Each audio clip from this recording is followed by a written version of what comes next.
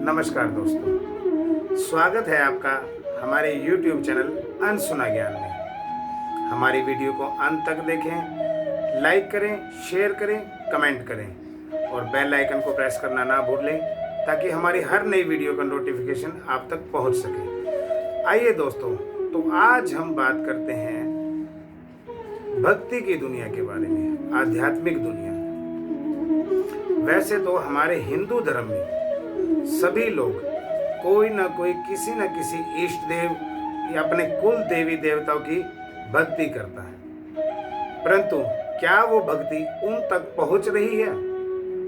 कई लोगों के सवाल है कि हमारी भक्ति हमारे इष्टों तक पहुंचती है या नहीं पहुंचती। जैसे कि कई लोगों का मानना है कि वह अपने घर के बने मंदिर स्थान पर बैठकर जब भक्ति करते हैं, अपने मंत्रों का जाप करते हैं, उच्चारण करते हैं, तो उनका ध्यान भटकता है। तो इसका क्या कारण है? वैसे तो इसके दो कारण हैं। नंबर एक, जैसे कि हमारे इष्टों की जब हम भक्ति करते हैं या उनके मंत्रों का जाप करते हैं या उनकी तरफ ध्यान केंद्रित करते हैं, तो हमारा ध्यान भटकता है।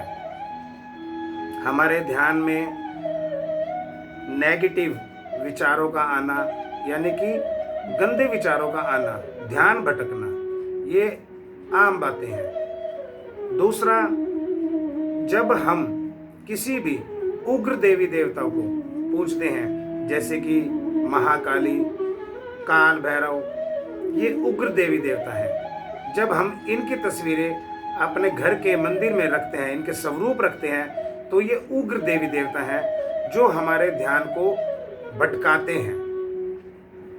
अगर हम अपने घर के बने मंदिर में सौम्य देवी देवताओं की उपासना करें, पूजा करें, आराधना करें, तो हमारा ध्यान कहीं ना कहीं केंद्रित हो जाएगा।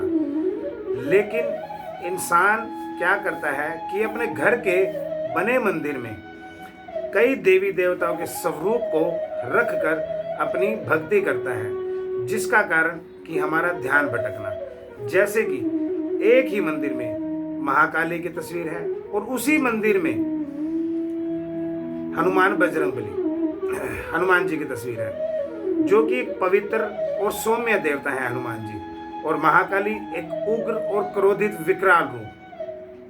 तो जब हम इनकी उपासना करेंगे तो हमारा ध्यान केंद्रित इनकी तरफ नहीं हो पाएगा। कहीं ना कहीं जब हम अपने मंत्रों का जाप करेंगे, ध्यान पर बैठेंगे, तो हमारा ध्यान भटकेगा। जैसे कि महाकाली का अपने ध्यान में दिखना, यानी कि सोते समय या जिन हमें कोई स्वप्न या सपना आता है जैसे, तो महाकाली हमें उग्र रूप से दिखाई देती है, विकराल रूप में दिखाई देती है। तो हम उसी वजह से नींद में डर जाते हैं और फिर सुबह हमारा सवाल होता है कि हम इतनी भक्ति करते हैं फिर भी हम क्यों डरते हैं। ये हम सबकी कमियां हैं। अगर हम सौम्य देवी देवता, जैसे कि माँ दुर्गा, जिसको आप वैष्णो माता कहते हो, ये प्रभु श्री राम, बाबा बजरंगबली, शिव परिवार, ये सौम्य देव है। भगवान विष्णु सौम्य है, ये सौम्य देव हैं। ये अपने भक्तों को कभी भी विकराल रूप में दिखाई नहीं देते और उन पर सदा ही अपनी दृष्टि बनाए रखते हैं, ज्ञान प्रदान करते हैं। आजकल लोग अपने आप को दैवीय शक्तियों से जोड़ना चाहते हैं, इसीलिए हमारे कलयुग में सबसे ज़्यादा आजकल महाकाली की पूजा होती है आम घरों में, जो कि एक विकराल रूप है, जो एक क्रोध का रूप है। जब हम उसकी पूजा उपासना करते हैं, तब उनके कुछ लक्षण, यानी कि उनके कुछ गुण हमारे अंदर आ जाते हैं। तो हमारे अंदर गुस्सा आ जाता है, छोटी से छोटी बात को लेकर हम घर पर गुस्सा हो जाते हैं और वही गुस्सा हमारे दुखों का कारण बनता है। और फिर हम कहीं और किसी और गुरु स्थान पर जाते हैं, जहां हम अपने सवाल रखते हैं कि हम इतनी भक्ति करते हैं फिर भी हमारे घर से बीमारियां, दुख, क्लेश घर से बाहर ही नहीं निकलते। हम अगर सौम्य देव, जो कि नरम स्वभाव के हैं, जैसे कि श्री कृष्ण, प्रभु श्री राम जी, भगवान विष्णु, बाबा बजरंगबली जी, शिव भगवान, जैसे कि शिव परिवार, ये एक सौम्य देव है। वैसे तो शिव का एक विकराल रूप भी है जो हम वीरभद्र के नाम से जानते हैं, काल भैरव के नाम से जानते हैं। अगर हम इनको अपने घर के मंदिरों में स्थान देंगे तो ये हमारा ध्यान केंद्रित कभी नहीं कर सकते।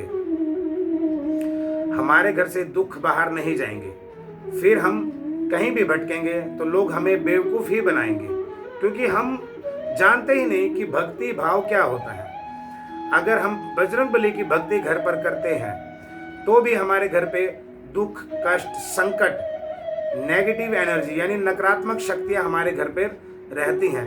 इसके बड़े लक्षण ये हैं, जैसे कि बजरंगबली जी हम सभी जानते हैं कि पवित्र देवी देवता हैं। ये पवित्र देव हैं जो प्रभु श्री राम के परम भक्तों में से हैं। ये इतने पवित्र हैं, जिस घर में इनकी पूजा होती है तो ये उस स्थान पर अपनी दृष्टि बनाए रखने के लिए तैयार रहते हैं। परंतु उसी घर में मांस मदिरा का सेवन हो जाए या कुछ ऐसे लक्षण हो जाए जो हनुमान जी को पसंद नहीं है, तो उनकी कृपा हम पर कभी नहीं होगी। तो आइए दोस्तों, हम ध्यान रखें कि हम अपने घर के मंदिरों में कभी भी उग्र देवी देवताओं के स्वरूपों को ना रखें और अपना भक्ति भाव, अपना ध्यान केंद्रित करने के लिए सौम्य देव, वैसे तो हर किसी इंसान को एक ही इष्ट रखना चाहिए, एक ही गुरु रखना चाहिए और उस ईश्वर से जुड़ना चाहिए। लेकिन ये दुनिया इतनी भ्रमित हो चुकी है कि हर किसी की शक्ति को पूजना चाहती है। भाई ये शक्ति भी हमारे घर हो, ये शक्ति भी हमारे घर हो। लेकिन शक्तियाँ ईश्वर की सात्विक और तामसिक, चुनाव आपका कि आप सात्विक तरीके से उन्हें पूजोगे या तामसिक तरीके से। अगर आप तामसिक तरीके से उन्हें पूजते हो, यानी कि नकारात्मक शैतानी शक्तियाँ जो कि तंत्र मंत्र क्रियाओं से है, तामसिक शक्तियाँ, मांस मदिरा का भोग देने वाली शक्तियाँ, अगर आप इन सब को पूजते हैं तो आपके लक्षण बुरे ही होंगे, इनके प्रभाव बुरे ही होंगे। ये कहीं ना कहीं आपका कार्य जरूर करेंगी, परंतु उसके बाद ये आपका नुकसान करना शुरू कर देगी। अगर आप सात्विक शक्तियों को पूजते हैं, यानी कि पवित्र शक्तियों को, तो ये कहीं ना कहीं आपका फायदा ही करेंगी। ये आपका नुकसान नहीं करेंगी, क्योंकि ये पवित्र शक्ति है आपके प्रार्थना करने से, आपके हाथ जोड़ने से, आपके मन के भाव से ये प्रसन्न हो जाएंगी। तो आइए दोस्तों, हम इस बात का ध्यान रखें कि हम अपने घर में किसी भी उग्र देवी देवताओं को स्थान ना दें। इनको इन्हीं के स्थान पर पूजा जाए तो बेहतर है। सौम्य देव, वैष्णव, सात्विक शक्तियों का ही घर पे अपने मंदिर बनाए और अपनी मन भावना से ही जितना आपके अंदर भाव है भक्ति का, ये वही स्वीकार करेंगे, ना कि आपके चढ़ावे या आपके फूल। इनको इन चीज़ों से कोई मतलब नहीं। ये आपका मन देखेंगे, आपकी भावना देखेंगे, आपके क्रोध देखेंगे, आप कितना झूठ बोलते हो, मन में क्या पाप है। अगर आप मन को पवित्र रखते हो तो आपका सुबह का एक राम नाम का शब्द ही आपको पार लगा सकता है। नमस्कार दोस्तों, धन्यवाद।